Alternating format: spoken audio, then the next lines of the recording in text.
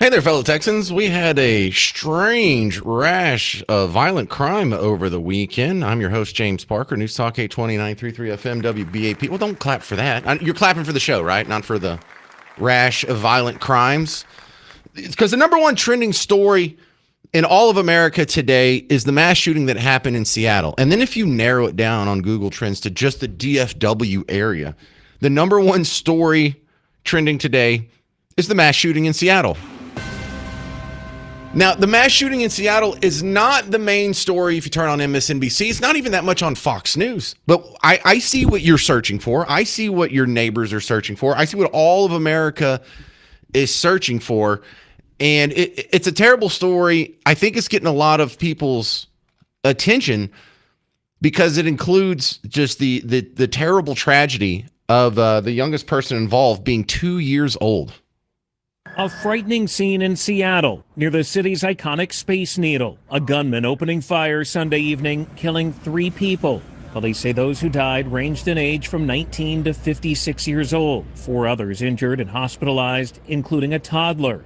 I'm being told that the suspect may have an automatic weapon. Yeah, so that's the main one. However, there's a lot of stories like that this weekend. Well, we'll dig back into that. Because that looks like good old gang violence. Not quite white rural rage like you were promised. But I'm almost shocked that some of these other stories that sound almost as bad aren't getting as much attention. There was a similar mass shooting.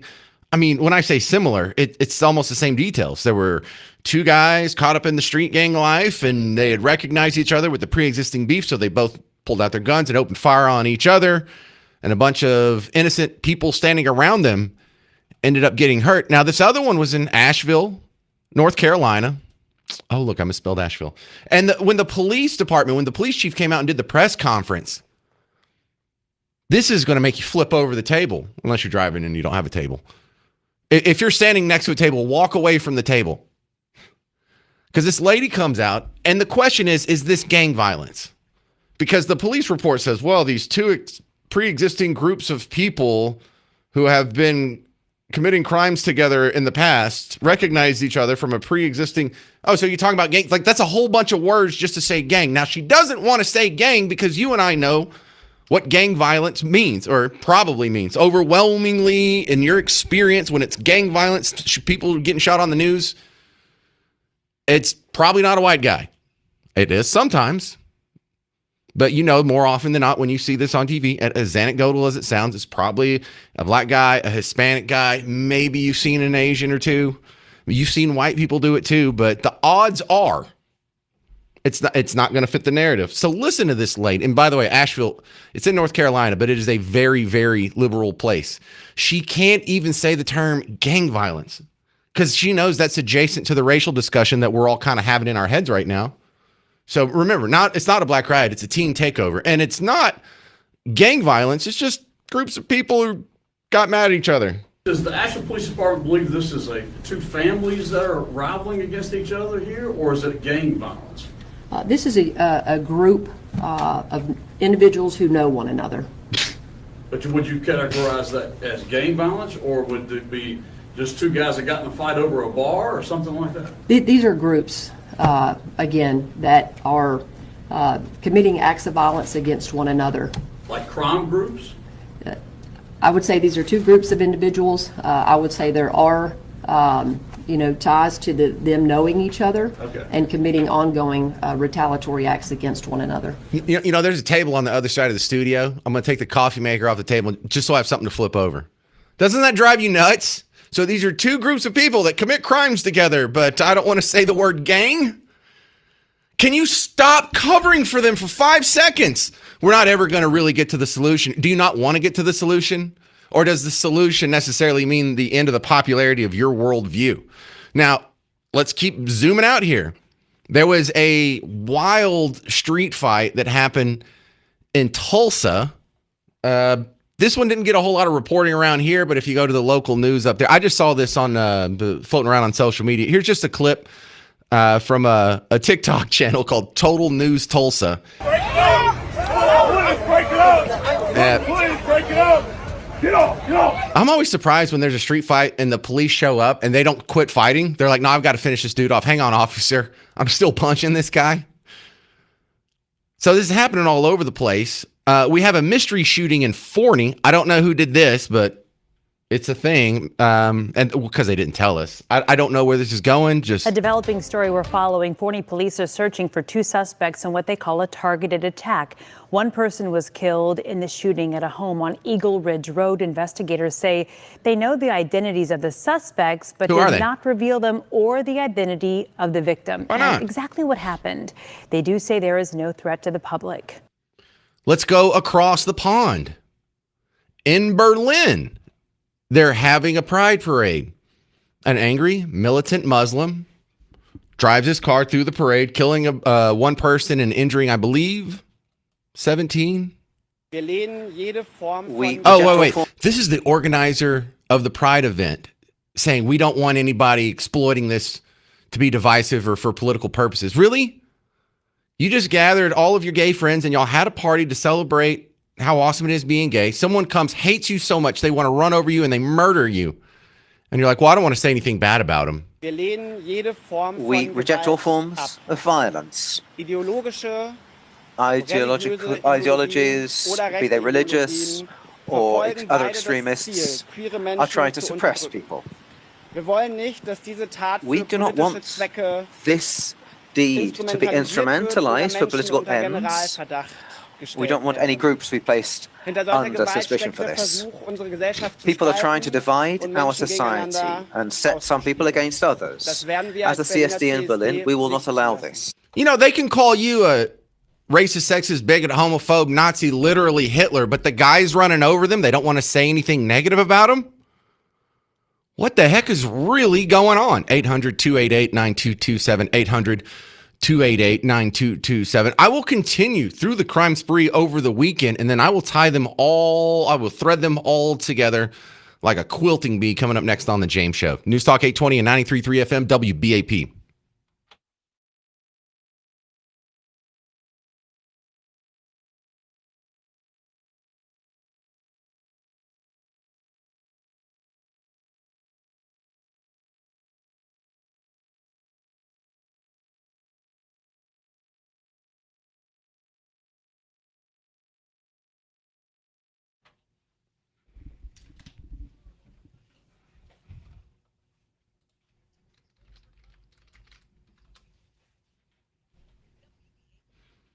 Hey homeowners, James Parker here for Blue Ribbon Roofing. One of the main things that Blue Ribbon does that you haven't done as much as they've done, not just the roof, the dealing with the insurance company. Look, in my entire life, I've only owned 2 homes. I had to replace a roof once.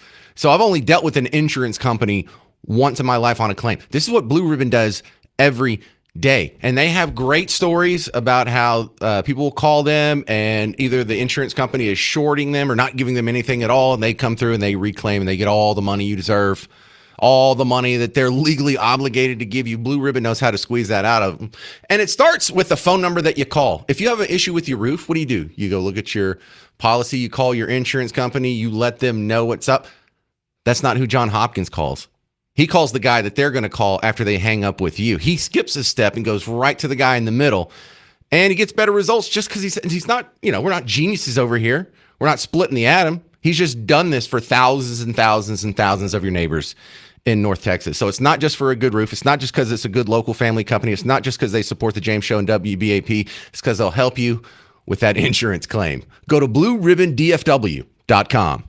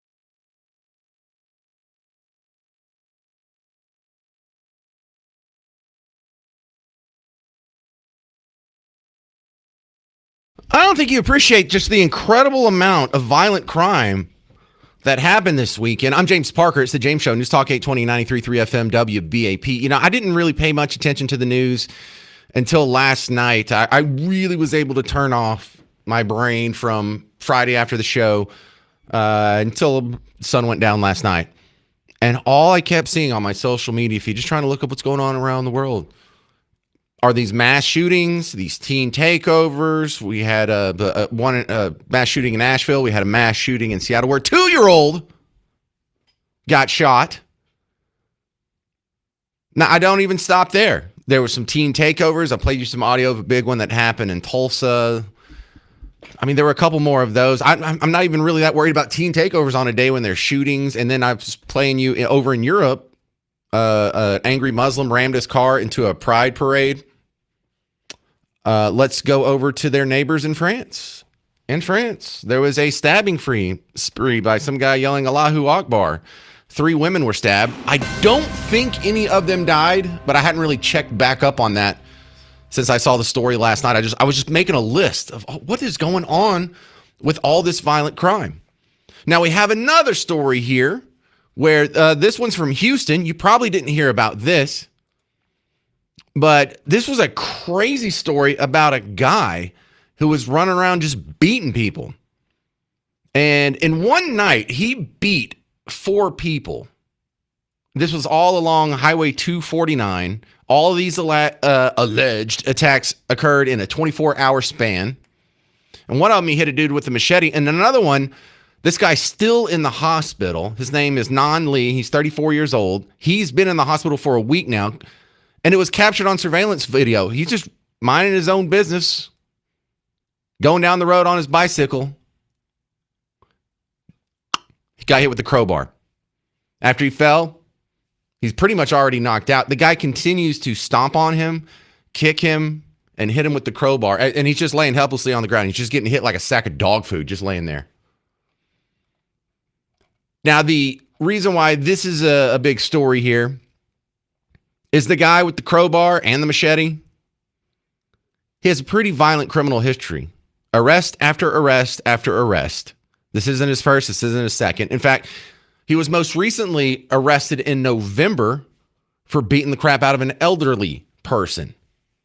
Somehow, this case was dismissed, and the judge said, we'll drop your charges. You just need to go to mental health treatment. Now, the Houston source, I'm looking at the NBC affiliate here in Houston. I don't know. KPRC doesn't know what program he went to, if he finished the program, how long he was in the program, if he got A's and B's. We don't know what he made in arts and crafts. But we do know 5 months later, he's out here making 4 separate attacks. What happened? What treatment did he get? I don't know. Whatever he got, it didn't work. It doesn't stop there. We also had the terrible accident that happened last night where a trucker hit a woman who was just sitting on the side of the road. I guess she had car trouble is the assumption here. She's sitting in the car with 2 of her kids. Some trucker just rams up, knocks her off. I guess she was next to a bridge, knocks her off the bridge. All 3 of them die, WFAA. This all happened just around 11:30 last night. DPS says that 38-year-old Venetia Williams and those 2 children were inside a disabled Hyundai in the right lane of eastbound Highway 80 when a semi crashed into them. The impact sent the Hyundai over the bridge, concrete railing. All 3 people who were inside the car died at the scene. The semi driver was not injured, and they told investigators there was no time to avoid that crash. Now, they don't say this on the news, but on social media, they're saying the guy couldn't answer the cops' questions in English. So what do we have, another foreign driver here? How many of these have to happen? These are all preventable crimes.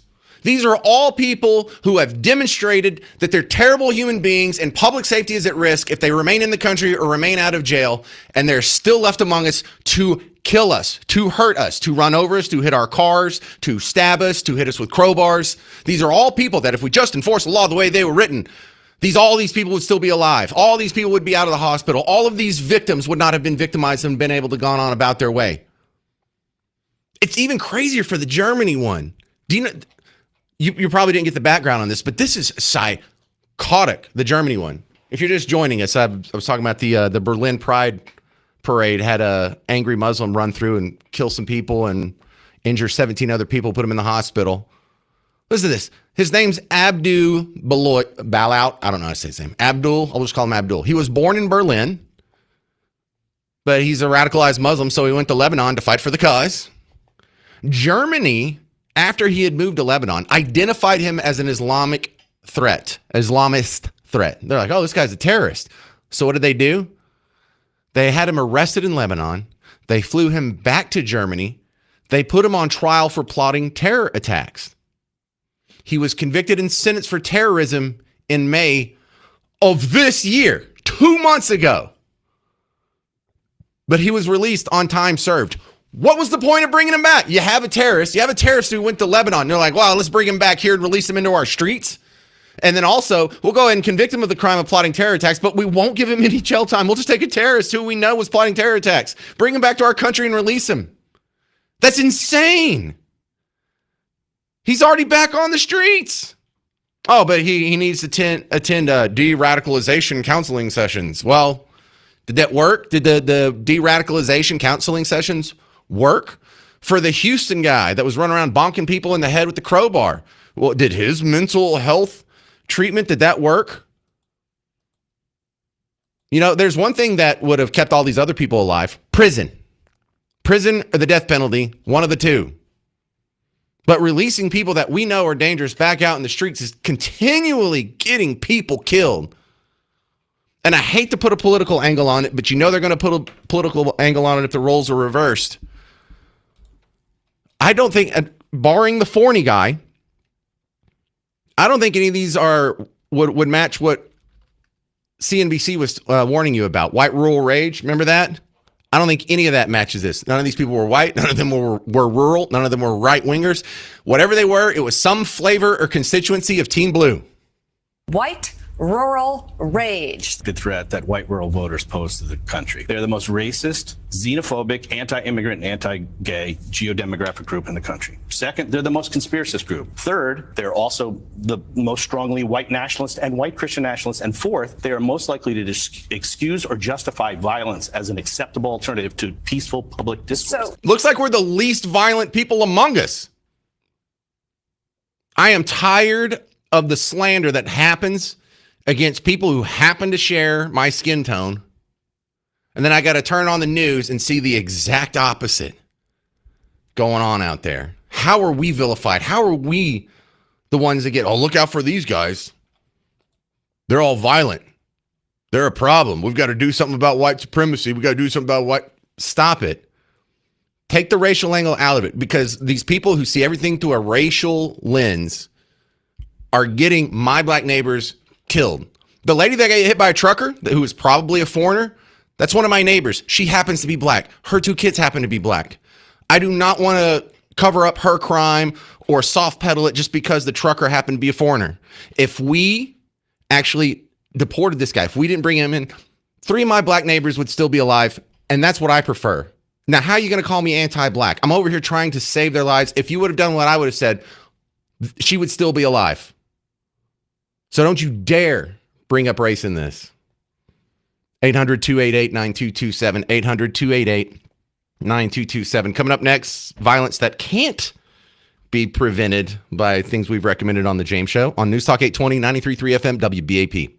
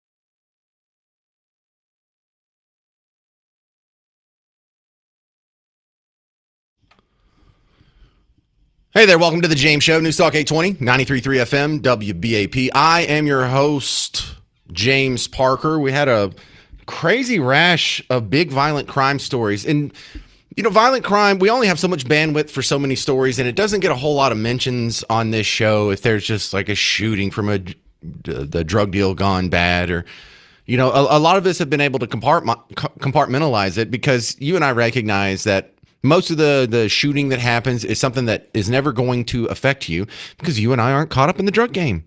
More than 90% of the people who are murdered every year in America already have a felony on their records. So if you don't have a felony on your records, the violent crime problem's not really that bad. If you never go to anything other than the nice part of town or the middle of nowhere, then you really don't have anything to worry about when it comes to murder. If you live out in the middle of if you live in country, if you live in a red, medium to small town, you really don't have to worry about violent crime like this. But there's a lot of people listening who can't escape it. There's a lot of people here who this is happening in their backyard. They can't help where they're from. There's a lot of people who don't share that level of safety. Now, when we start running through, you know, the things that we can control and things that we can't control, the one thing that really bothers me about so many of these stories that I've already told you is how many of these were absolutely preventable. The 3 women that were stabbed in Paris by the Muslim attacker, well, you imported that guy, right? If you had some sensible screening mechanism for people you allow in your country, that wouldn't have happened. The Houston attacker who hit a guy with a machete and another guy with a crowbar, the crowbar guy is still in the hospital. I think his family might have to pull the plug on him. He had a long questionable rap sheet where he should have gone to jail in November. We have the other story about the Berlin Pride Parade getting rammed by an angry Muslim. That was a guy who was actually born in Germany, but his name's Abdul. He was an Islamic radical. He went to Lebanon to go fight the Holy War. Germany brought him back, put him on trial, found him guilty, didn't send him to prison, just released him on the street. Easily preventable. Now, I don't know the details on the big story of the day is the Seattle shooting. That's what most people are searching for. It's the number one search for national and DFW area is this Seattle shooting. And look, I want us to put them all together because I imagine when we get to this Seattle shooting, this isn't going to be the first time these nice scholars have broken the law. But let's run through some questions that you have seen in the comment sections on so many of these stories. Because like the Seattle shooting, many people were killed, among them a 2-year-old. What was the last count? 4 dead, 3 dead? But in this one, is Benjamin Crump going to show up? Is Al Sharpton going to show up? Here's another one. 2-year-old got shot, died. Anyone going to block a highway for the 2-year-old that got killed? Anybody going to raise them $1 million for the family of the dead toddler? Are they going to raise money for the shooters? Is there going to be a GoFundMe for any of these people that's going to be national and get tons of money? No protest though? No highways blocked? So you don't care if someone shoots someone in your community that's a 2-year-old in the head, but you do care if someone in your community stabs a white kid in the heart and might actually have to go to jail for it, for murder. What is going on? Now, this isn't a stain on the entirety. Of course not. This is a small minority within a minority. I have seen probably more black friends, at least in my orbit, speak out against this than speak out in favor of it. But there's no shortage. There's too many people who think like this. And the sad part is how many of these were preventable. Almost all of them. The trucker that killed your neighbor and 2 of her kids in Terrell last night. That could have been easily prevented. And we didn't learn from the other 4 truckers that had gotten into easily preventable wrecks in the last 2 years. We haven't learned from that. No, we're just going to let it keep happening until we start, what? Cleaning up our trucker rolls, mass deporting of people. This is going to keep happening. Now, let me do a terrible one. This is the real heartbreaking one. Eric Bieniemy, the offensive coordinator for the Kansas City Chiefs. Don't worry, this isn't going to be like a sports segment or stop. He seems like a nice enough guy. I remember him from his college days. I remember him when he played for the Bengals. He's a great running back. And he made the transition to coach. So he wasn't just a guy who was good with the rock. He actually has a brain up there. You have to have a brain to be a coach. Seems like he's done a pretty good job with the Kansas City Chiefs. His wife was shot by their son. Now, this one, everyone has to worry about. You and I don't really have to worry about gang violence because we don't hang out with gangsters. You're not going to pride parades. You don't have to worry about being run over by Muslims. But for something like this one, if you're not rolled up in the drug gang, if you're not a convicted felon, you're more likely to be murdered by a family member than a stranger. And in so many of instances where some kid does something bad, you can say, well, this is probably the parents' fault. Not this. Not this. You've probably seen this. I've seen this too. From my small town when I was growing up, there was a family and I was close friends with all three brothers. They were all about my age. They were like in consecutive grades. And the oldest brother, awesome guy, got good grades, graduated top 10% of his class, went to college, has some corporate job where he makes twice as much money as me. He lives in Houston now. The youngest brother, maybe not quite as smart, but disciplined enough. He finished high school, went to college, has a professional job. I think he's just like pushing paper as a middle manager in a corporation somewhere. Middle kid, he's in jail. He was the bad one. And you can't say it's a socioeconomic factor. You can't even say it's a genetic factor. Some kids are just born bad seeds. And about 2% of us are just born with a screw loose. And Eric Bieniemy and his wife could have done everything right. Got married, stay together, raise him in a loving home, put him in a good school, teach him proper discipline, take him to church, pray for him, surround him with good influences. And sometimes if you do everything right, it still doesn't work out for you. And I think that what might be happening in the Bieniemy's wife being shot by their son, that's the one that isn't preventable. 800-288-9227. 800-288-9227. Coming up next, we'll talk about solutions to this list of violent crime coming up next on The James Show. News Talk 820, 93.3 FM, WBAP.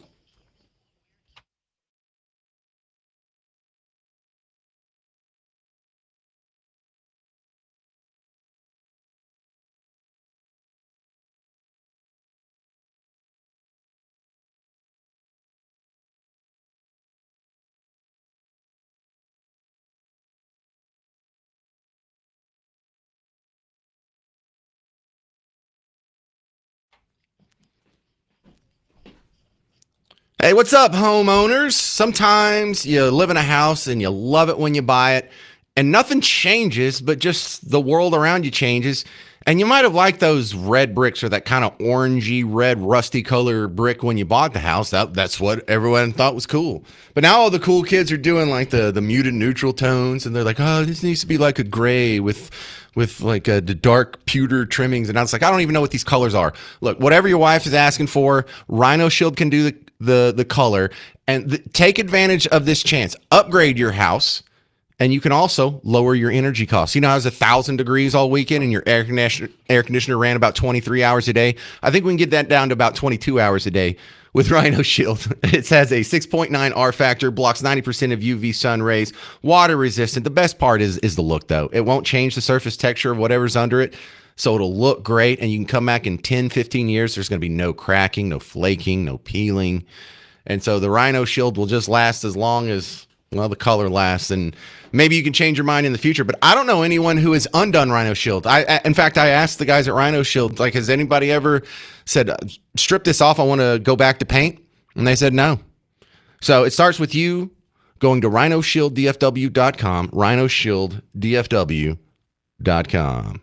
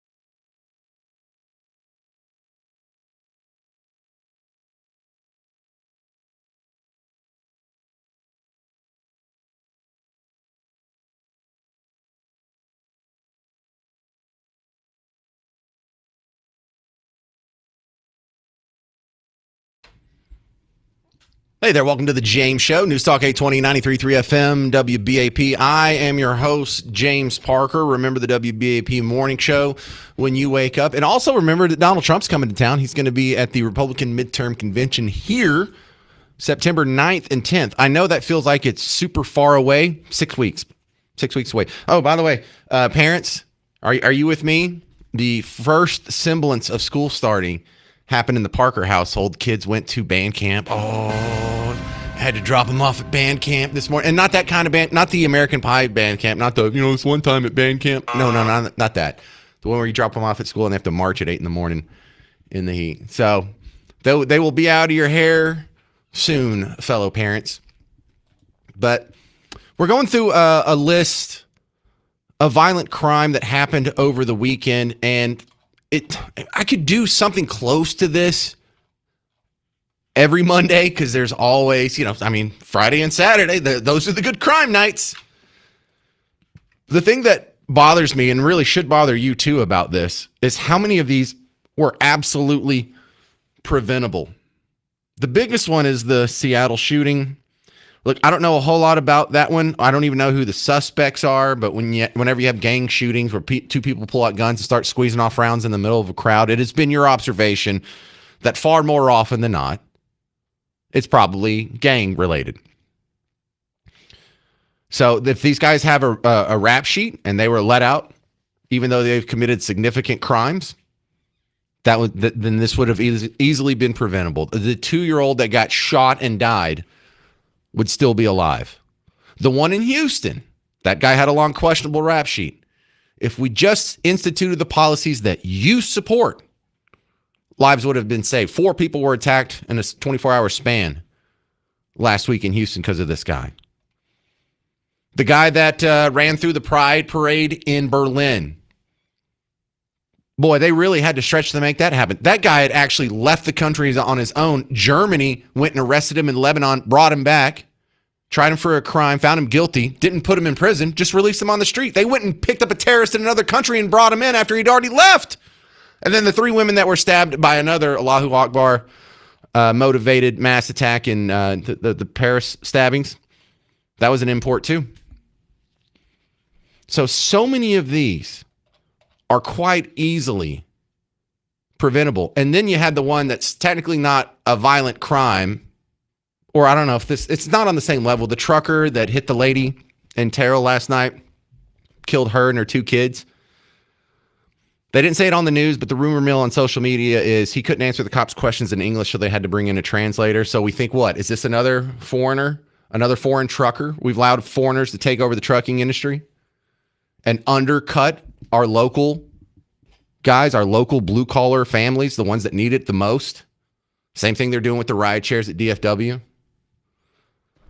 The one that worries me though is the son one. Eric Bieniemy, the former football player, now a coach for Kansas City. His wife was shot by their son. He's just a mental case here. But the only one that I still have a question mark about over my head is the mystery shooting in Forney. They said it looked like a planned attack. There's 2 suspects on the loose. They didn't give us an identity on them, which makes you suspicious, rightfully so. The longer they wait to tell you, the more suspicious you get. But let me give you an influencer here. He's a black influencer, and I've been trying to make a point to play more black influencers saying the same things I'm saying, so you know I'm not saying this place out of racial animus, and also to acknowledge that most black people don't share some of these weird worldviews. I believe they're a minority within the black community, and people like Zeke Arkham, this is his name, Zeke Arkham, are the majority. This is what I see. I'd better not hear any more complaining about racism, about systemic racism, about how you can't get this because of the white man, or it's the system that's against me, or why can't we have this, and why can't reference videos like this, because you were the only one doing anything in this video against other people. The rest of those people were just camping out from the rain, but you had to make it, I'm not friends with any of them. They don't want to be friends with you, LaQuisha. They were minding their own business. They were in their own groups. They were talking. You were the one that had to make all of that about yourself. And I'm understanding now where all the fatigue is coming from. I mean, I got it before, and I got my own fatigue, trust me. don't link me in with people like her, because that just pisses me off. Because now I'm like, no, I'm not like, I don't even know her like that. That ain't my people. No. And then on the other side, let me play you a white influencer who is on the wrong side of the worldview, who I vociferously disagree with. This is her talking about the angry Muslim that ran through the Berlin Pride Parade. We reject Oh, all no, forms. that's the wrong one. Rando, there it is. I'm getting really, really sick of this. I'm getting really tired of having to repeat myself over and over again. So today, in Berlin, there was an attack. A van drove through a crowd of people celebrating Berlin Pride Parade that they have every year. It's a huge parade. It's one of the biggest. And they injured, I think, at this time I'm making this video, this is subject to change, 17 people, and one person is dead. So the suspect is an Islamic extremist. That's their suspect right now. That's what I read, okay? I'm not going to say anything about the rest of the Muslim population because of actions of this one person. But what I can say is the people who were celebrating about this were all white men, young white men, with crosses in their profiles. Because we've all seen it. We've all seen how you guys react towards gay people and how you wish harm on them constantly. I get a constant hate on my videos, especially about trans people. You're not going to hide behind another scapegoat group and pretend that they're actually the violent ones when it's you. You hold the same exact beliefs that this man who did this attack did. And you're trying to distance yourself from it. And you know why you're trying to do that? Because you're ashamed. And you should be. Yeah, so a Muslim runs through a pride parade, and you know who the bad guy is? White Christians. Are we running cars through parades? Are we throwing you off buildings? That's crazy, isn't it? 800-288-9227. Coming up next, you put these people in power, what kind of policies will they institute? You'll hear from the DSA next on The James Show. News Talk 820, 93.3 FM WBAP.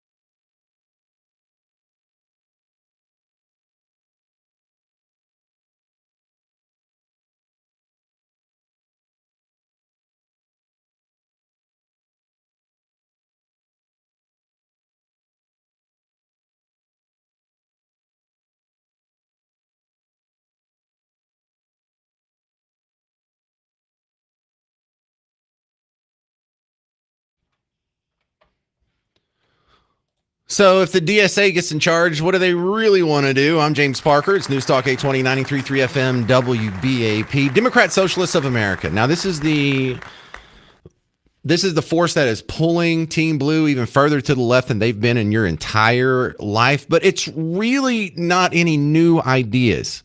The idea of socialism being repackaged as democratic socialism only works on people who haven't, seen this playbook before. You definitely have. But young people, they're so easily swayed by stuff. And the great success of socialism has been able to fool people into believing socialism is something it's not. Because you ask a socialist, well, nobody's allowed to have $1 trillion, but no one goes hungry. Well, is that what's happening in Venezuela? No one's allowed to be a billionaire over there? Oh, right. Hugo Chavez's family was the last billionaires until Maduro showed up. Now, Maduro and Chavez's family are the only billionaires left in the country. Meanwhile, you have to break into the zoo to eat the animals. Forgot that part. But look, the scary thing about socialism is in two parts. Number one, economically speaking, it's not been a winner anywhere. Number two is they murdered over 100 million of their own citizens in the 20th century. And so the whole, part about, socialists, if they don't get their way, that blood starts flowing in the streets, that's kind of a concern a lot of us have had. I also feel like my grandfather went into World War II to fight the socialists, but here we are. So it was great that Shannon Bream had on, I think her name's Stephanie. Her last name's Romer because I listed it as Romer here. Had on Romer from the Democrat Socialists of America to talk about their policies.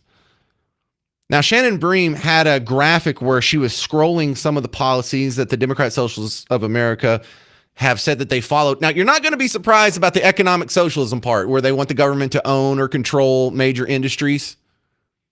Look, that's the bedrock definition of socialism. But this flavor is a little worse because even for most of the socialist countries that you have seen when we were fighting them in the Cold War, Hunt for Red October and all that, at least they wanted to put criminals in jail. You can even say that about Venezuela. You can even say that about Cuba. They don't have a crime problem. Why they put criminals in jail? So is this an even worse version of socialism than the one that murdered 100 million of their own citizens and tanked every economy that touched it in the 20th century? Okay, so we're going to put up on the screen a few of the things that are part of your platform, and I want to ask you, just give me sort of a true or false on these. Abolish the Senate. True. Okay, replace the presidency and Supreme Court as we now know them. Yep. Abolish ICE. Absolutely. Abolish borders and give amnesty to anyone currently in the U.S. illegally. As a long-term plan, yep. Defund the Pentagon. Absolutely. Abolish prisons, at least in large part. Yeah, again, that as part of a long-term program, yeah. Okay, so no prisons. Government or public ownership of most large corporations. Yeah, absolutely. Okay, so then let's go back through some of those then. Abolish the Senate. There are people who are in the Senate now who are very supportive of DSA. They lose their seats? Well, the Senate is an anachronistic institution. It comes from the British House of Lords. It is made to protect power for, the Senate was part of the system that was made to make sure that the people didn't have too much of a say. Yeah, don't you like how the Senate's anachronistic? Socialism's not anachronistic? What about this? What about the Constitution? Is that anachronistic? What about Das Kapital? Is there an expiration date on that when it's no longer contemporary and becomes anachronistic? And no, the Senate wasn't based on the House of Lords. You intentionally misleading. You know what the Senate was based on? Yeah, the Roman Senate. Duh. Effing duh. Shares the name. Do you get to vote on senator? Are you in the Lords? Are you a noble? Oh no, that's not. And that's not even how it was set up. It was set up not as the House of Lords was set up. Where the patrician class gets to, the nobles get to have their representation. Now, actually, the way the founding fathers set up our Senate, the state legislature of each independent state was supposed to vote on who their two senators were going to be. They changed that with the 17th Amendment, and so now it's direct election.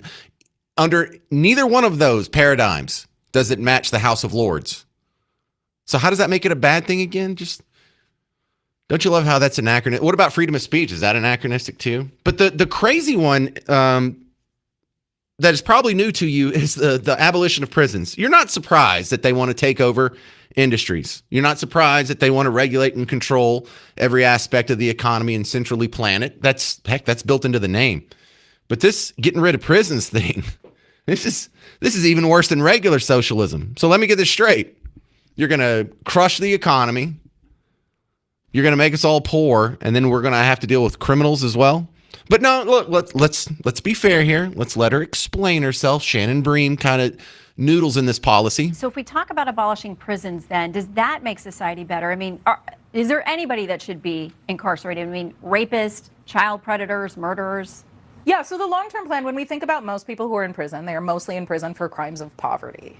But that's not what I'm talking about. I'm talking about the really, like the murderers and rapists of the world. So when we get rid of this need for crimes of poverty to exist, when we get rid of that destabilizing force that creates so many people who are living in desperate situations and doing desperate things, that brings those numbers down to very small numbers, and then we can collectively decide what we do with those people. I suspect it won't look like the prison system as we know it today. Okay, but you do think some people need to be locked away from society?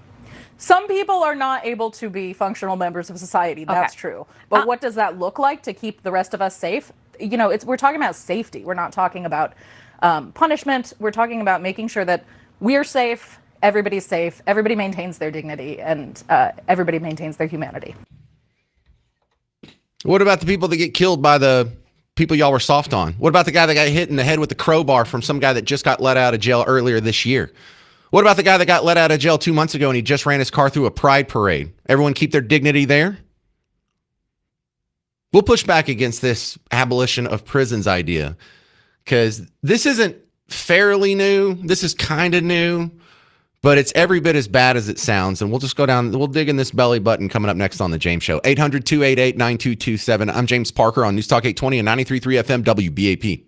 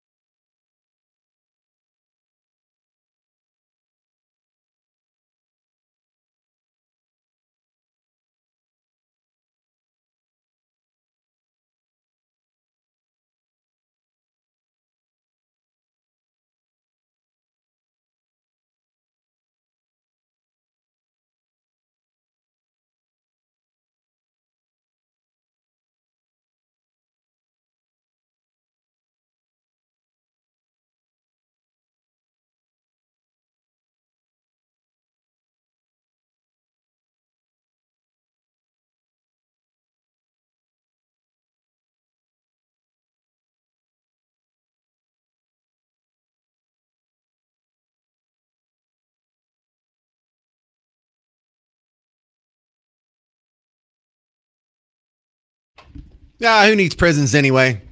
I'm James Parker. It's the James Show, News Talk 820, 93.3 FM, WBAP. You're home for the WBAP morning show. Check them out when you wake up until Matlock takes over at 9. But we were reviewing some of the policy positions of the Democrat Socialists of America, and it might be time to start paying attention to them because they keep winning so damn many races. We have a DSA guy that's running New York City right now, and we'll get into him in my next. I know, probably the next segment, I think. But they keep winning primaries. They might win this one in Michigan that's happening on August 4th. And if they do, we're going to have another DSA guy in the Senate. So that would be like the highest ranking fellow we have right now that openly admits to being DSA. But pretty much the squad, AOC, Pramila Jayapal, who are the other bar scene from Star Wars people in there? They're pretty much Democrat socialists. They'll tell you that. So this is something that's taken root, and it's even worse than your regular Team Blue policy positions. And when Shannon Bream was asking Stephanie Romer about the list from the DSA website on things that they would like to do if they were in charge, there's a good discussion here on prisons. Let's focus on this for a second. So if we talk about abolishing prisons, then does that make society better? I mean, is there anybody that should be incarcerated? I mean, rapists, child predators, murderers? Yeah, so the long-term plan, when we think about most people who are in prison, they are mostly in prison for crimes of poverty. But that's not what I'm talking about. I'm talking about the really, like the murders and rapists of the world. So when we get rid of this need for crimes of poverty to exist, when we get rid of that destabilizing force that creates so many people who are living in desperate situations and doing desperate things, that brings those numbers down to very small numbers, and then we can collectively decide what we do with those people. I suspect it won't look like the prison system as we know it today. Okay, but you do think some people need to be locked away from society? Some people are not able to be functional members of society. That's true. But what does that look like to keep the rest of us safe? We're talking about safety. We're not talking about punishment. We're talking about making sure that we're safe, everybody's safe, everybody maintains their dignity, and everybody maintains their humanity. So this is built on the falsehood that most crime is poverty driven, which in her mind, and you probably saw this too, this actually exempts them from the guilt of their crime, because then the crime's not their fault. We have enough food. The fact that we won't share with them and they're forced to commit crime. Now, that's bunk. I know that's bunk. We know where the crime comes from. We see what happens every day. We could talk about the crime that just happened this weekend. The guy that ran through the Pride Parade in Berlin, was that a crime of poverty? No, it was not. The Allahu Akbar guy that stabbed 3 women in a knifing attack in Paris, was that a crime of poverty? No, it was not. The guy who smashed into the back of the car over here in Terrell and killed a young mom and her 2 children, was that a crime of poverty? No, it was not. What about the teen takeover, big street fist fight in Tulsa? What about the one that happened in Tampa? Were these crimes of poverty? What are you even talking about? With the Seattle shooting, the mass shooting where a 2-year-old got killed, was that a crime of poverty, or was that just, gang violence and people got disrespected? Was Carmelo Anthony, was that a crime of poverty? The Houston attacker went around smacking people with a machete and crowbar. Was that a crime of poverty? Was he thinking, I'm hungry, I'll go knock this Asian guy in the head with a crowbar, and then what, a loaf of bread will appear? And plus, they keep studying this over and over and over. And the science is just crystal clear. Poverty has nothing to do with crime. Absolutely no overlap in the data set. Go look at this article from City Journal. Do you know City Journal? city-journal.org. Go look it up. A Columbia study. And now, Columbia is not on my side. Columbia is not on your side. Columbia wants to make a connection with poverty and crime so bad. That's why they started this study. But they had to come out and admit the conclusion that there's no connection. And one of the first examples that they mentioned was New York City. So in New York City, we have an Asian population that is heavily, more so than around here, either first generation or second generation immigrants. 23% of New York City's Asian population is impoverished. They live under the poverty line. 19% of the city's black population lives under the poverty line. But guess who has the highest crime rate? And guess who has the lowest crime rate? That's right. The population that has the lower proportion living in poverty has the highest crime rate in the city. And even though Asians, 23% of them live under the poverty line, they have the lowest crime rates in the city. Of course, Hispanics and whites are floating around somewhere in the middle. But Asians consistently, no matter where you put them in America, have a lower arrest rate than their proportion of the population. Something tells me this has nothing to do with crime and everything to do with culture. So there's the first lie that this is all built on. Is all most of the people that are in there, if you're just in there for theft or you're in there that it's not your fault, it's just a socioeconomic crime, they're ready to let all of those people out. They're ready to let all of the thieves and robbers out. They are giving them all a pass. Now, I don't know if you remember from COVID, but when the vax came out at the end of 2020 and in 2021, when there was a big push where they were taking everything away from you to try and get you to take it, there was a crazy poll that was taken where 27% of Democrats thought that you should lose your child if you didn't get them vaccinated. So they want to punish you, but not actual criminals. They don't want prisons for the guy that robbed your house or stole your car or carjacked your aunt. But you can lose your kids if you don't do the vaccine. This is insane. 800-288-9227. Now, coming up next, Mom Donnie has another terrible idea that's already been tried 10,000 times and failed every time, but he's going to do it anyway. Government grocery stores. I'll burn this down next on The James Show. News Talk 820, 93.3 FM, WBAP.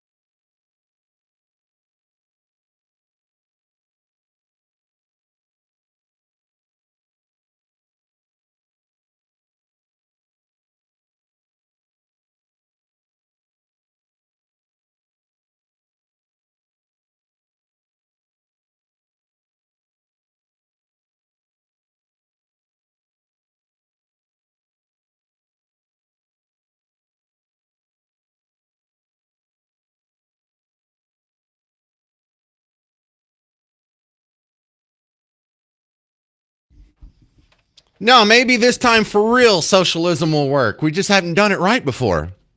I'm James Parker. It's the James Show, News Talk 820, 93.3 FM, WBAP. We were just rolling through interview with the Democrat Socialists of America, talking to Shannon Bream on Fox News. Coming up, we'll see what this looks like in practice, because Zoran Mamdani, the mayor of New York City, wants to do socialized grocery stores, government-run grocery stores. But this is an idea that has already failed all around you. It's failed here in Dallas, it failed in Waco. I'll be breaking all that down coming up next. But this is Mag in Cleburne. You're on the James Show. Hey, Mag. Hey, how you doing? Great. There's one inevitable conclusion that always occurs with socialism, and that's they're not going to need prisons because they're going to subjectively deem everybody a threat to the safety of society and just kill them all. Yeah, I mean, that's a funny thing to say, but we've seen when socialists do take power, they have prisons and they fill them up with dissidents. That's for sure. Yeah, but they kill millions. Anybody they subjectively deem a threat to the safety or well-being of the society, they're not going to, them criminals aren't going to be let out of prison. Most of them, they'll disappear. Okay, now you're absolutely right, Mag, but you and I both know that they'll actually kill the lady that was doing the interview before they get to you and me, probably. Like, those are the first to go, the useful idiots that think, hey, I thought I was going to get to do like poetry slam. Oh, what do you mean I got to dig this hole? Right? So yeah, and the wealthy, they'll kill them and secure their fortunes so that they got all the money. All good points. All good points, Mag. These people that think they're immune to what may be coming because they're temporarily on their side just do not see how socialism and communism really work. Well, of course, but Mag, it's understandable how a young person would be in that situation. I don't understand how a 50-year-old would be in that situation, but a young person who's never heard anything good about capitalism their entire life, and then every TV commercial is like a stupid white guy getting, corrected by a minority of some sort. Every Netflix show almost is geared toward this weird socialism worldview, the Team Blue worldview. All of their academia, all of their favorite celebrities, all their favorite musicians have all been pushing this. The news every night is so biased and dishonest. They have no idea. They have no idea what they're really supporting, and that's, I think, the only thing that makes sense to me, Mag. And that's the pity, that history has been so whitewashed that people haven't been taught the lessons of the past. They say those who forget history are doomed to repeat it. Oh, but they know about slavery, Mag. My kids know all about slavery, and they know about the civil rights movement, and they know about segregation, and they know about Jim Crow. It's like, well, do you know how a mortgage rate works? And they're like, what's a mortgage? And it's like, God damn it. All right. So let's go. Thank you very much. Great call. That's Mag in Cleburne. 800-288-9227. Here's this isn't a new idea. This is an old idea. Mamdani wants to do government grocery stores in New York City, and he's bragging about it. Since 2019, food prices have soared at grocery stores around the country by roughly 30%, in fact. Talk to shoppers around the city, and you'll often hear the same frustration. Wages have not kept up, which is why city government is stepping in to make people's lives more affordable. Today, I am proud to announce a collection of essential staples that will be predictably 30% cheaper at all 5 of our city-run grocery stores. Show me in history where this has ever worked for 5 seconds. I mean, not for 5 seconds, but you know what I'm saying. Show me where this has worked before. And don't you love the setup here? The prices have gone up 30% since 2019. Yeah, because we printed $6 trillion out of thin air. Because we haven't balanced the budget since, 2001? That's why everything went up 30%. This isn't an issue with groceries. Everything went up 30% because we had 30% inflation. So if you're really concerned about, the price of groceries went up 30%, what would the answer logically for you and me be? Oh, well, then we need to balance the budget so it doesn't keep doing that. But what do they say? Socialism. They tried this here before. They tried this when I was on doing the morning show in Waco 10 years ago.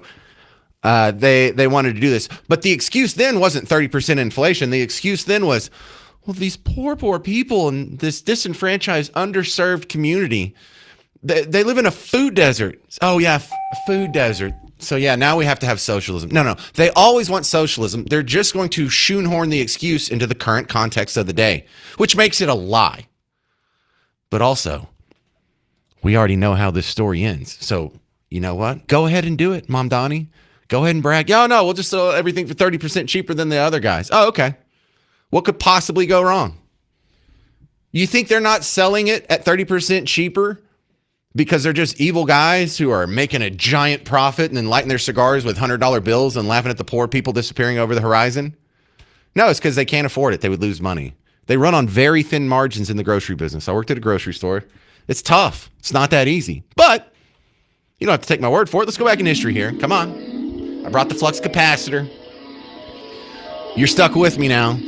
We're going to go back to, I'll tell you this story from Waco since I saw it firsthand.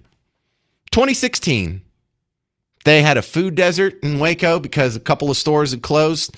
So this nice, sweet Team Blue nonprofit is going to do the great thing of setting up a store so poor people who are in this underserved community could be walking distance from an organic bell pepper, and that would solve their problems. It's one of the recurring sounds on day one of Mission Waco's Jubilee Food Market, a new nonprofit grocery store in North Waco, close to neighbors like Lucas Land. We love the work that Mission Waco does, and we love our neighborhood, and so we're excited to have a grocery store really within walking distance. Within walking distance from his home and just across the street from Latrice Caulfield's work. It's closer, and for what I've seen, the prices are cheaper. Providing cheaper prices than at convenience stores and giving access to fresh food are some of the reasons Mission Waco started this program.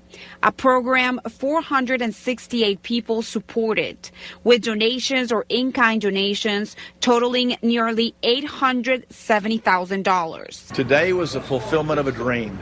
For so many years, I have watched our neighborhood walk 2.5 miles to go to a grocery store. Today, when I walked into this store, I knew that they could get fair prices and a good deal and fresh bread and produce and vegetables. Being a mile away from a grocery store made the area near North 15th and Colcord a food desert.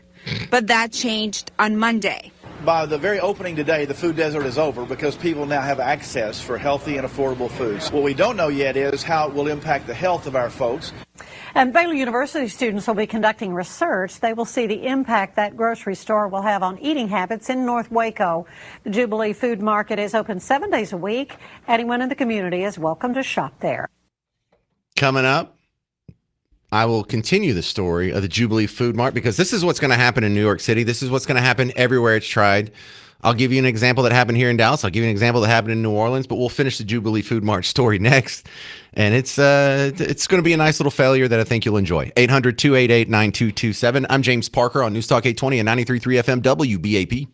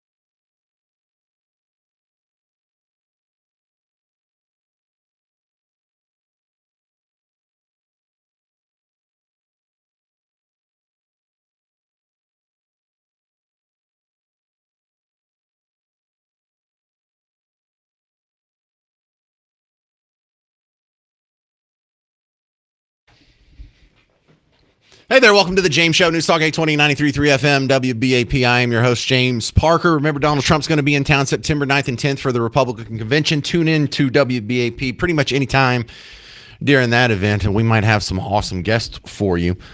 But we are responding to Mom Donnie coming out and saying, hey, man, we're going to do this old government grocery store to help poor people afford groceries. And every time this is tried, it's failed. Now, I'm walking you through one that I made fun of personally because I was on the radio in Waco when they did this, and I was mocking it the entire time. So I just played you the news report from 2016 when the Jubilee Food Store opened in Waco in a food desert because they knew better than Kroger and Brookshire's and H-E-B and Safeway and all these other companies. They knew better where to build grocery stores than these companies that do it for a living. These social justice warriors. We're going to show you capitalist pigs how it's done. Now, make no mistake, Jubilee actually had a lot of advantages. Did you hear in the news report how much money they raised? If you were going to go start a business, you'd probably have to take out a loan to fill up everything on the shelves. And then you'd have to make loan payments and you'd have interest on top of it. So you'd have more overhead. So even with the generous donations that kicked it off, it didn't stop there. There were donations that were made. There were fundraisers. There were other people that have fundraisers and they would donate it. So Jubilee Food Mart was getting most of their money not from selling nutritious, organic, healthy products in a food desert, but from political grifting.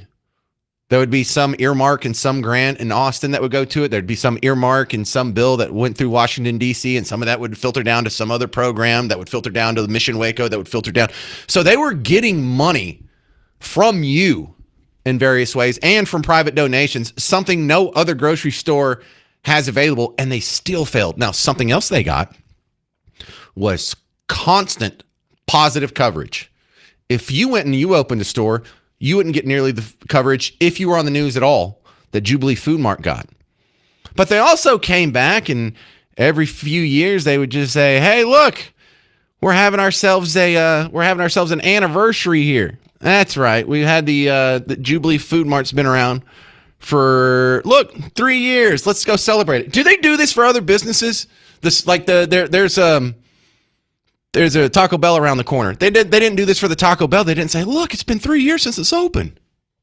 It's been 3 years since Jubilee Food Market opened their doors. The grocery store celebrated their third anniversary earlier today. Raffles and gift bags were given out to show appreciation back to the community. It is important because we want to show our appreciation to the community, how well they have supported us in having the store open.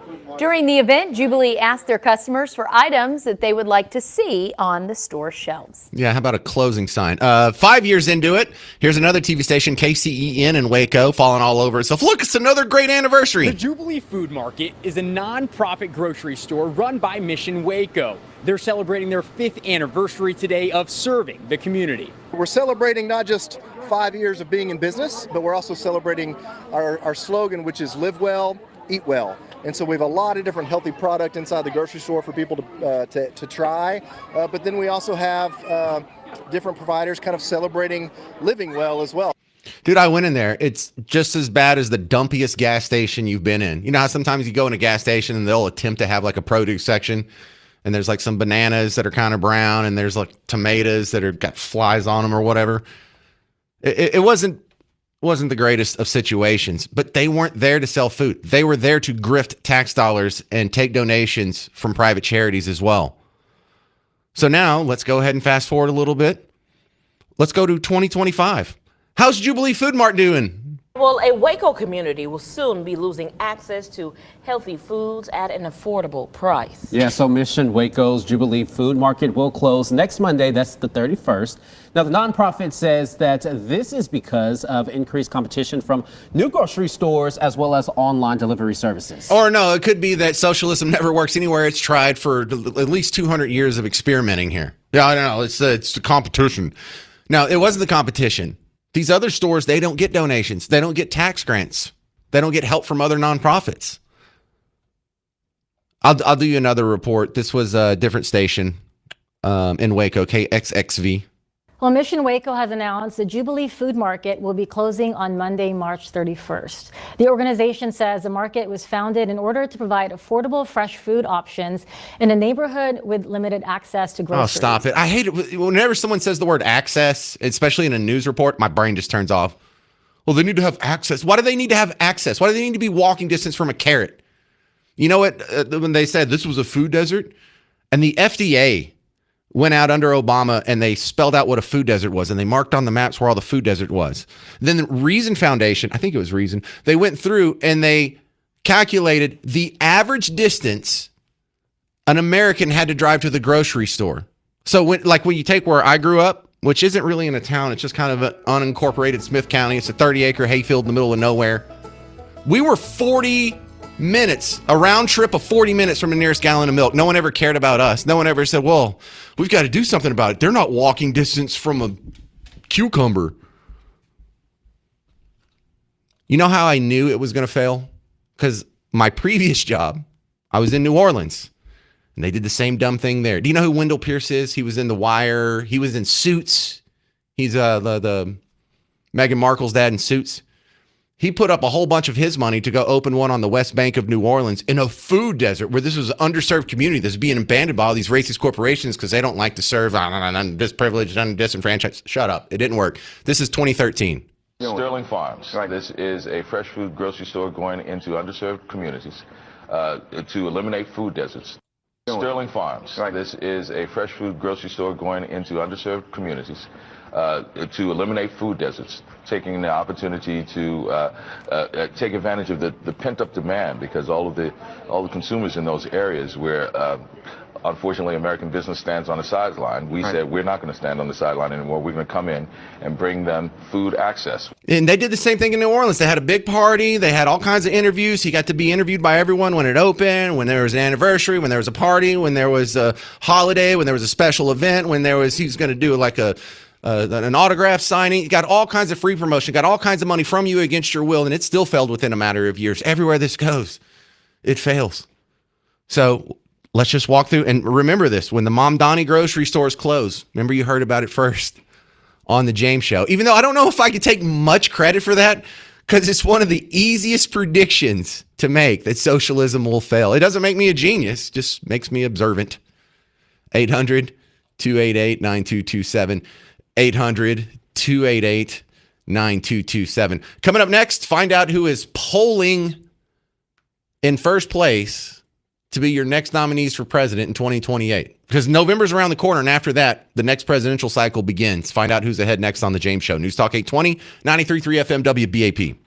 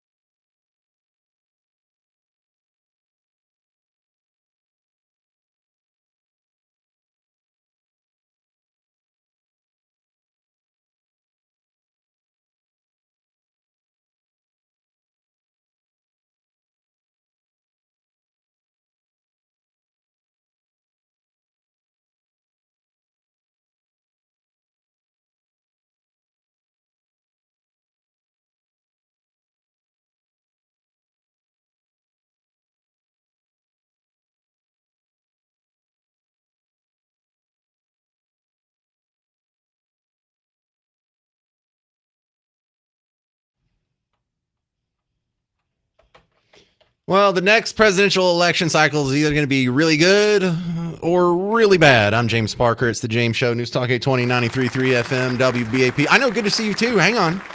I don't know if you're going to like this next poll because, I mean, you've kind of thought this, and I mean, I'm not really too worried about this, but it is disappointing the direction that public opinion is going. According to a new poll, a majority of Democrats for 2028 support AOC. That's the number one candidate. I shouldn't say a majority of candidates. She has a plurality over Pete Buttigieg, butt jig, whatever. But a majority of Democrats do support socialism over capitalism. I know, geez, what is going on here? Terrible education system. You know, this is why when people write into me, because this was maybe 2 months ago, in a long list of things that I want, one of them was to get rid of public schools, and someone sent me a message on Facebook. Jesus effing Christ, Parker, that's the dumbest S I've ever heard you say on your show, and I've been listening for 2 years. That's the dumbest? We have a school system that is cranked out. A majority of Democrats support socialism over capitalism, even though socialism murdered over 100 million of their own citizens in the 20th century alone. How on earth do you have a positive view of socialism at all, much less over capitalism? That's crazy. That, if I need to explain further why we need to at least, maybe you don't agree that we need to have all private schooling and get the government out. We at least need to make some big changes. Whatever we're doing right now isn't working. We have kids who are coming out of school dumber than when they went in. If these kids, instead of going to school, if they had just sat around watching stupid SpongeBob cartoons all day, they probably wouldn't support socialism over capitalism. Dude, unless you have some sort of correcting force at home, unless you have some sort of balance in your media intake or whatever your parents are balancing with your public schools, sending your kids to public school makes them dumber in many ways. So the new poll comes from the University of New Hampshire. Alexandria Ocasio-Cortez in first place. Here's the rundown from Shannon Bream on Fox News and her guest. Democrats are navigating this issue over who will carry the party's torch. Left-wing candidates have racked up wins in recent primaries, fueling this internal conflict between the party's moderate and progressive wings. Now, this University of New Hampshire poll shows Congresswoman Ocasio-Cortez leading a field of potential Democratic presidential candidates. She stands at 22%, with former Transportation Secretary Pete Buttigieg at a close second with 21%. Notably, former Vice President Kamala Harris falls far behind with 5% support. AOC has been outspoken about the need for change. I think a lot of people aren't sure, depending on where you're from, what it means to be a Democrat. What do we stand for? What are we fighting for, as opposed to what we are against? But that doesn't mean that that is characteristic of the whole party. So now this Fox News poll shows Democrats view socialism more favorably than capitalism by an 11-point margin. 59% of Democrats view the Democratic Socialists of America positively. Disillusionment is driving the surge. Pollster Nate Silver says highly educated voters with lower to middle household incomes are the most Democratic voting group in America. The DSA's own member makeup speaks to that. The debates over the direction of the party are happening as the DNC reportedly takes a key vote this week on which states will kick off the 2028 Democratic primary. New Hampshire is one of the 12 states vying for an early spot, and that order is crucial as winning candidates enjoy momentum, so AOC could see a boost in the Granite State. We should note, though, that it is still early and the Congresswoman has not mentioned her political plans. Oh, she's running. She would be dumb not to run. If anyone is in her orbit, you're crazy not to. She's in first place. She has to run. So get ready for that. She is, if you have to pick it now, I think it's going to be the candidate, because the rest of them, like, you think she's bad. This is what the rest of the field looks like. Kamala Harris is still polling at 5%. This is what we want. Have you seen the brain trust that's running for Senate right now? They have a primary on August 4th. In the Michigan Senate race, and they've got this lady who looks like the motivational speaker. My name is Matt Foley. Remember that Chris Farley skit from Saturday Night Live? This is what she sounds like. Stevens. We'll probably make fun of her tomorrow. She did a big, long soundbite. I don't have time to get into it today, but maybe tomorrow. So that's who you're looking at. Now, on the other side of the aisle, I mean, I'm not a whole lot more excited.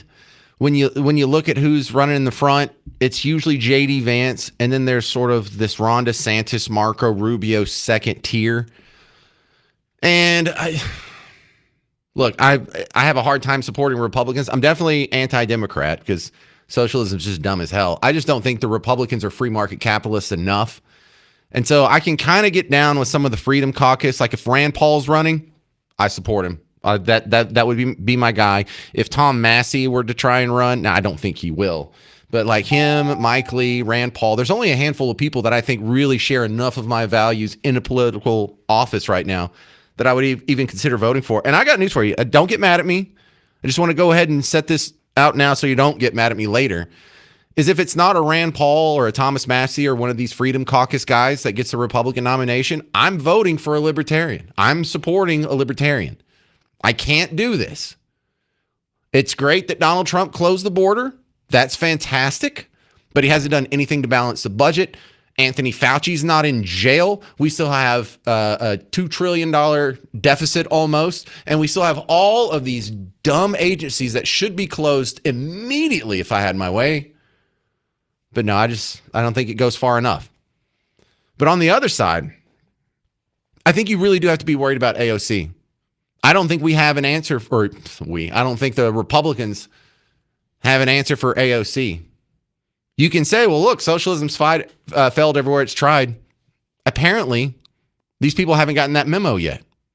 And I don't know what's going to change about it coming up in 2 years because we are now less than 100 days. We are 99 days away from going to the ballot box in November. We're going to count those votes. We're going to take about 3 days off. And after that weekend, when we come back on Monday, the next presidential election cycle starts. So that's 99 days away. And it's not looking too good.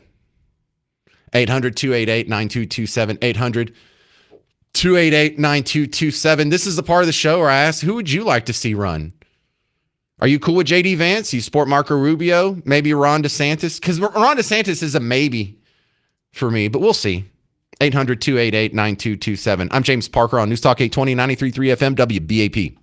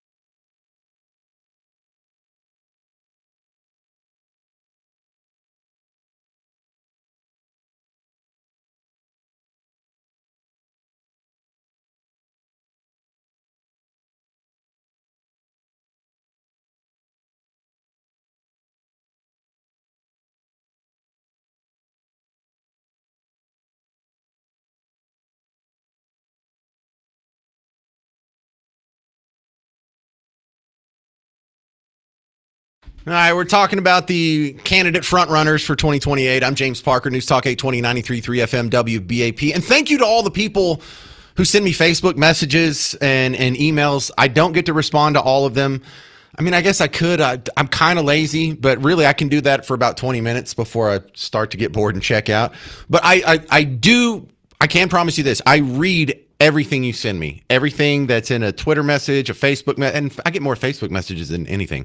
Instagram message, wherever you're reaching out, I'll eventually see it.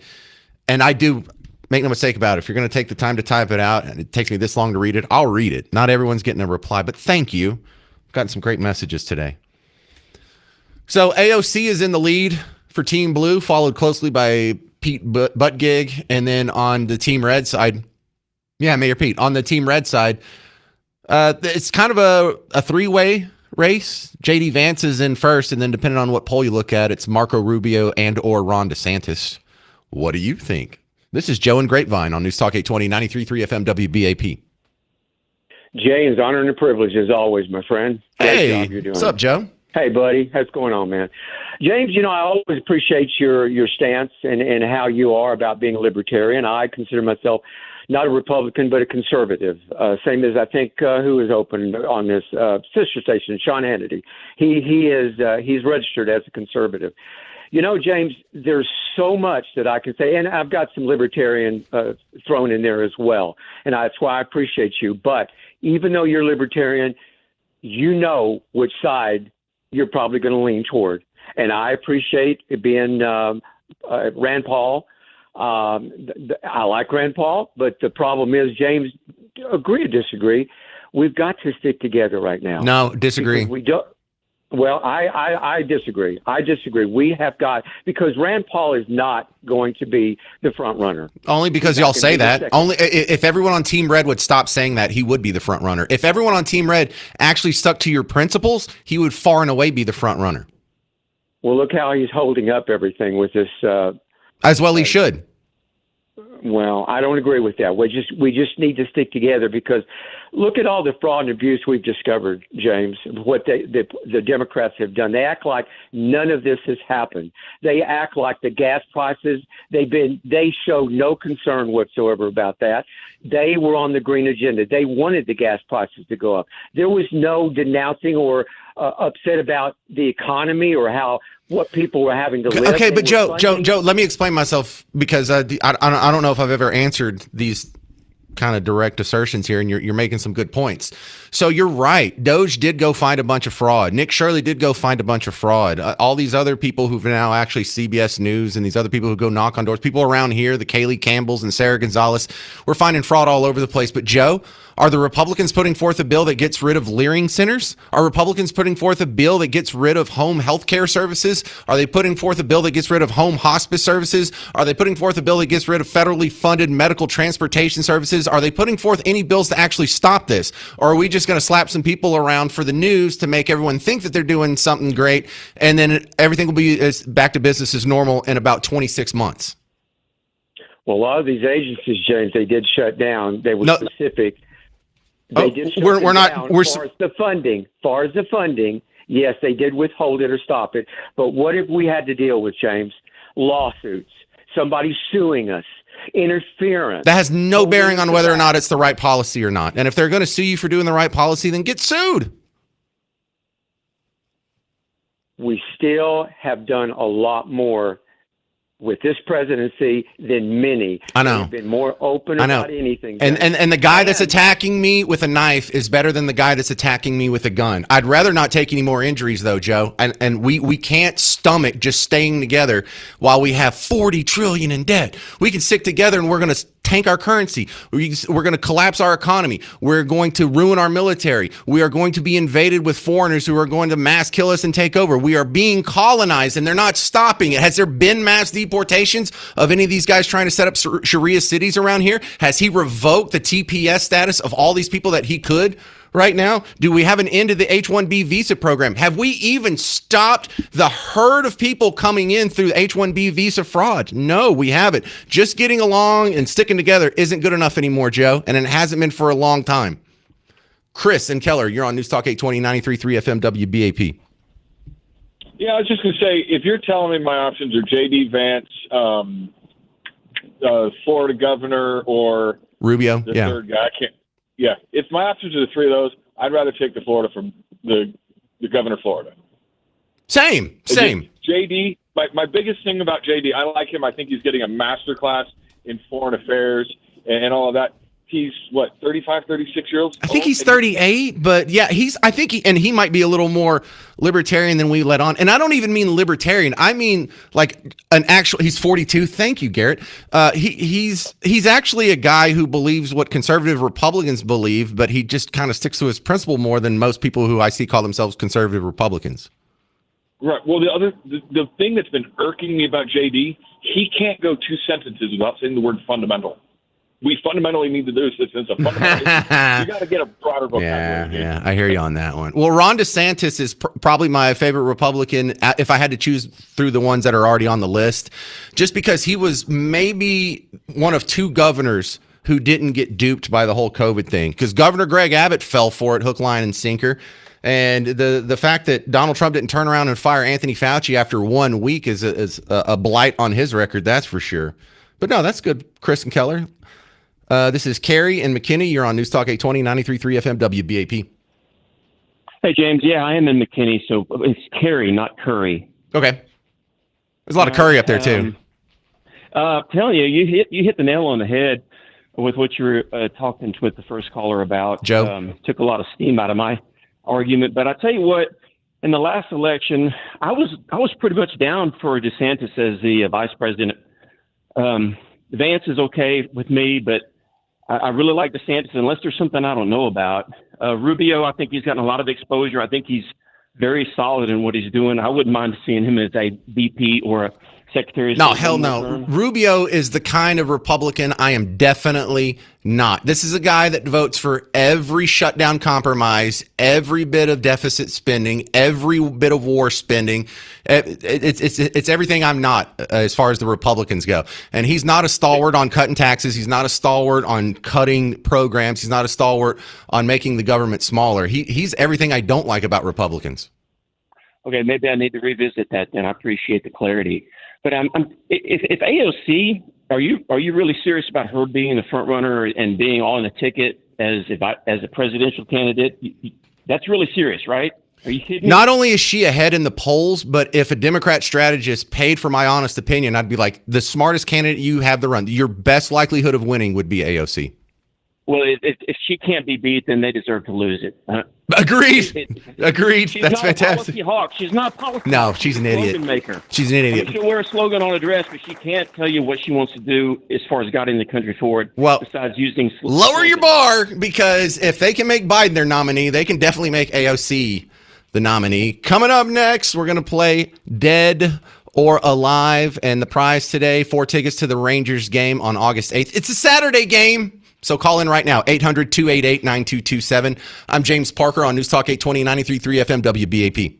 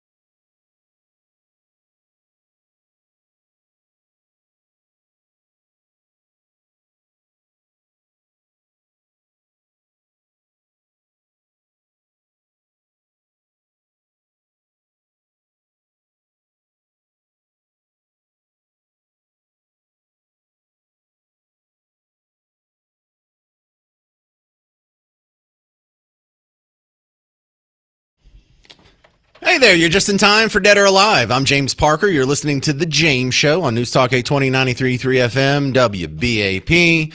Let's take a break from the hot, heavy news of the day.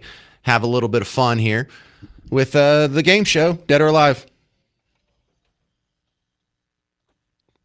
All right, thank you, Mr. Jovi, and welcome to Dead or Alive. Today, we're playing for 4 tickets to see the Rangers versus the Baltimore Orioles on August 8th. That is not this Saturday, but next Saturday. Here's the cool part. The first 10,000 fans into Globe Life will receive a golf polo courtesy of Energy Transfer. So that's cool. It's like a giveaway night, but you get a polo shirt. Nice. Get tickets information at TexasRangers.com. Don't bother calling now because the phone lines are full.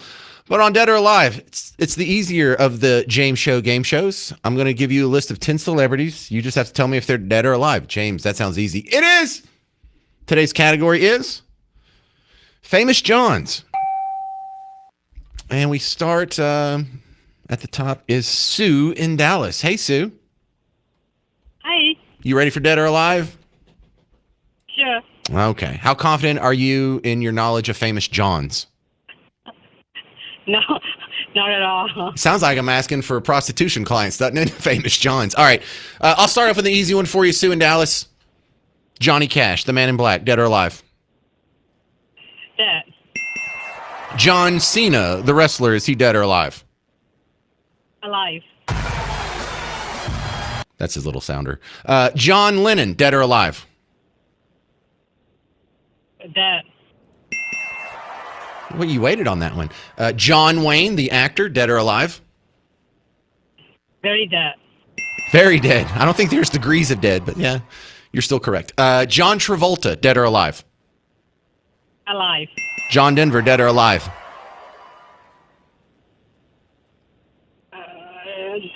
Alive. No, John Denver died in a plane crash like in the 90s or something, wasn't it? All right. Well, thank you, Sue. You knocked most of them out for the next one. There's only 4 people left. And let me move the screen. Who's been on longest? Josh. All right, Josh is up. Hello, Josh in Plano. You're next up on Dead or Alive. You ready? I'm ready. All right, let's see if we can win you some Ranger tickets here. John Candy, the comedian and actor, is he dead or alive? Ooh, dead. John Candy is dead. John Cusack, is he dead or alive? Alive. John Malkovich, dead or alive? Do you know who that is, John? Do you ever see Being John Malkovich? I did. You did? Mm-mm. Yeah, okay. Good movie. Anyway, go ahead. Dead or alive? He's alive. He is alive. All right, well, now you just have one more, and you're going to get the Ranger tickets here, Josh in Plano. John Goodman. Okay. The actor John Goodman. He was Walter Sobchak in Big Lebowski. Is he dead or alive? Oh, yeah. He is alive. Heck yeah, he's alive. That dude's awesome. I didn't mention a lot of John Goodman's roles because he did 1,000 of them, Garrett. All right, so Josh, congratulations. You are our big winner. You got 4 tickets to go see the Rangers. Are you a Rangers fan? Oh, definitely. Oh, good. So you get 4 tickets. It's not the game that's coming up this Saturday. It's next Saturday versus Baltimore, Globe Life Field, August 8th. And hopefully, if you get there in time, you can be one of the first 10,000 fans at the ballpark that get the free golf polo courtesy of Energy Transfer. So I'm going to put you on hold. Regular Garrett will get your info, and we will email you the tickets. This has been today's edition of Dead or Alive.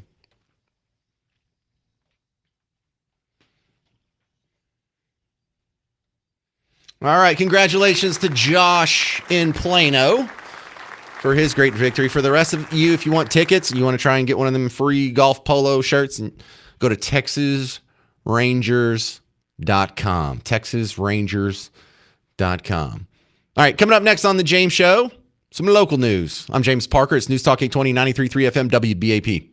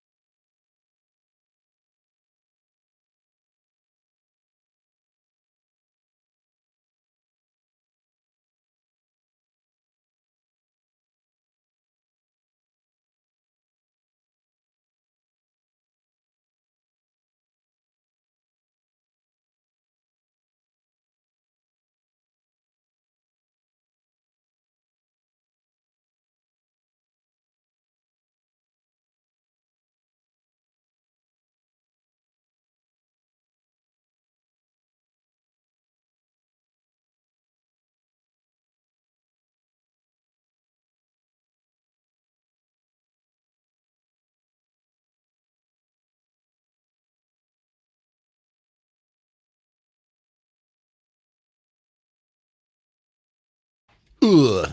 Welcome to the James Show, News Talk 820, 93.3 FM, WBAP.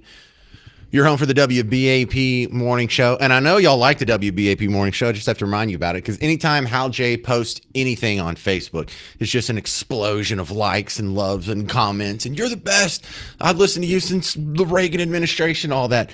So I just need to remind you every once in a while. He's still there. He's still doing it, killing it every morning. Go check it out on the WBAP morning show.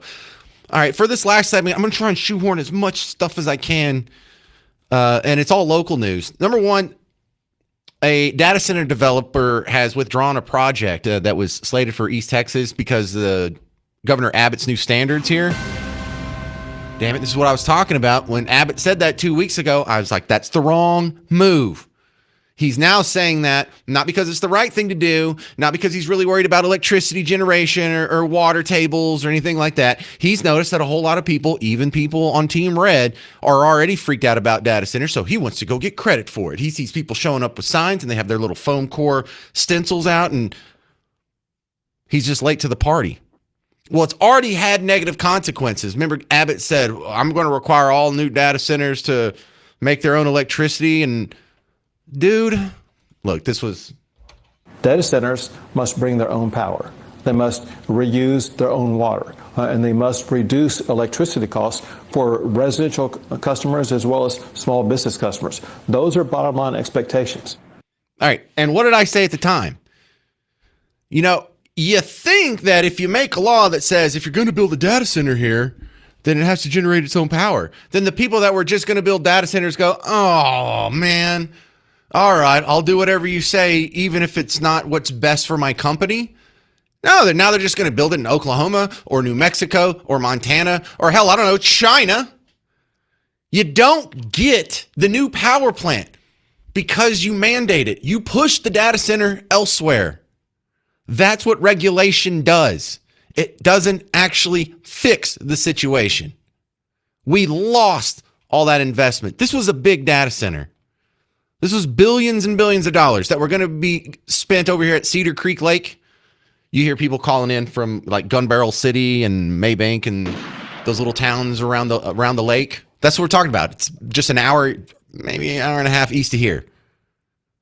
So now instead of billions and billions of dollars and a few good jobs and some great tax revenue, you know, from the property taxes and whatnot going into the schools, it's going to go somewhere else. So now we get zero out of it. Thanks a lot. Thanks for your clear standards protecting Texans. Yeah, protecting us from what? Prosperity? Every data center that moves somewhere else is a loss for Texas. And it's only going to be worse. Listen, we have 621 data centers already in Texas. And Governor Abbott didn't care about the water usage or the fact that they didn't have their own power generation. So this isn't a principled economic stance he's taking. This is a political stance he's taking because he thinks this will make him popular with a certain constituency. And give him credit. The anti-data center constituency is activated. They are loud. They do make a fuss on Facebook. If I put something on about data centers on Facebook, I'll have 100 people be against it and 10 people be for it. But I know in the crowd, more people are for it. They're just not exercised about it. Because you and I both have the same problem. We're not motivated by positive as much as we are by negative. And rightfully so. It's an evolutionary trait, negative cognitivity bias. You don't have to worry about an animal that's walking by if it's friendly. You really only have to worry about an animal walking by if it's dangerous. So we are evolutionarily wired to pay more attention to negative things. This is killing us. We have to stop this now. We want every data center possible built here. I'm not saying we have to go rape the water table or run us out of electricity. Let's deal with those situations too. I don't have my head in the sand. I'm not Pollyanna. I know these things take a lot of resources. We need to accommodate that. But this, running it off to another state, dumb, economically illiterate, but politically smart. So now we know where his head's at. So if he runs for anything in higher office, I'm never voting for that dude. I'm not voting for him for governor. Here's the next story. Dallas police investigate man's unexplained death on Wendelken Street. This is from the Dallas Express.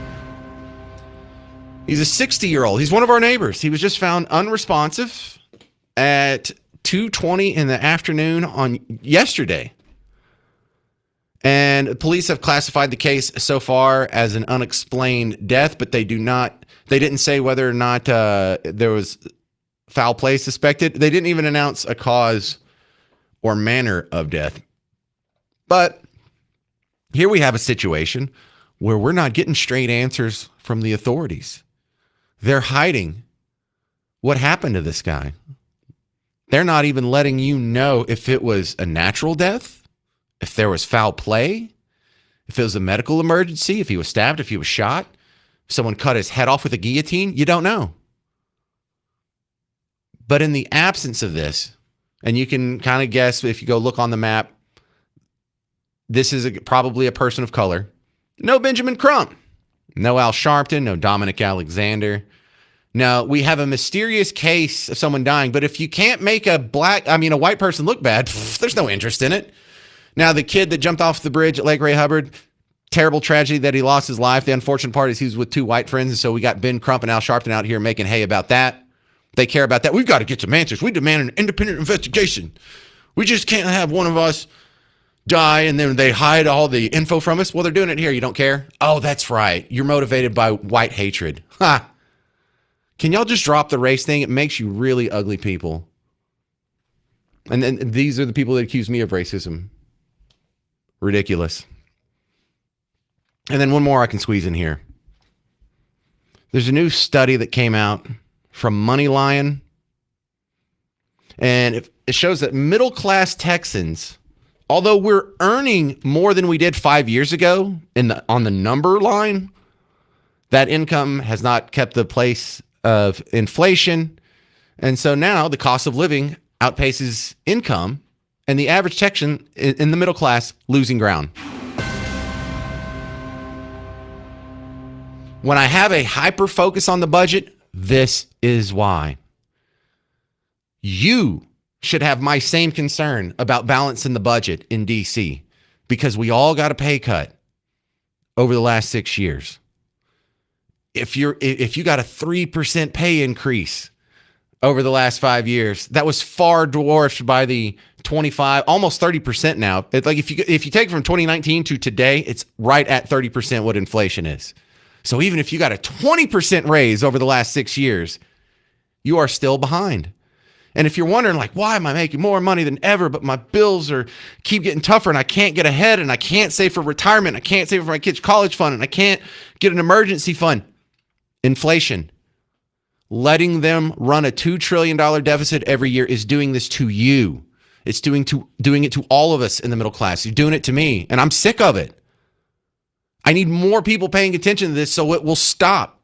And it's not going to stop because the Democrats don't hold their party accountable for running a deficit. The Republicans don't hold their party accountable for running a deficit. We're going to have another government shutdown scare. I mean, weren't we just in one? Are we in one now? And at the end of it, they're going to come together and they're going to agree to spend more of your money and give you more of a pay cut every single year going forward. I don't know. I'm trying to think of a way for it'll sink into people who don't really care about this, because I know you care about sex or trans or abortion or gay or all these other things that are kind of sexy. But this is the one that's killing you more than anything else, is the deficit. Can we please start caring about that, because it's killing me? Leighton and Cisco, you're going to be the last word on the James Show. Go. Yes, sir. You keep talking about data centers and asking, we have 621. What's so different now? Yeah. It's just like boiling a frog in water. You start slow and turn the heat up. A lot of people are just now becoming aware of it. And it doesn't take 621 data centers to build AI. Of course it does. These flock cameras. How many does it take? Well, dang well doesn't take 621 plus however many more. So you think they're just spending billions of dollars building unnecessary data centers? Is that what you think, Leighton? Well, I do know that these flock cameras, that all that data that they collect has got to go somewhere. And, you say everybody wants them. Evidently, not everybody does. Hey, Leighton. No, I don't. Hey, Leighton, if we outlaw drugs, does that get rid of drugs? No. If we outlaw guns, does that get rid of guns?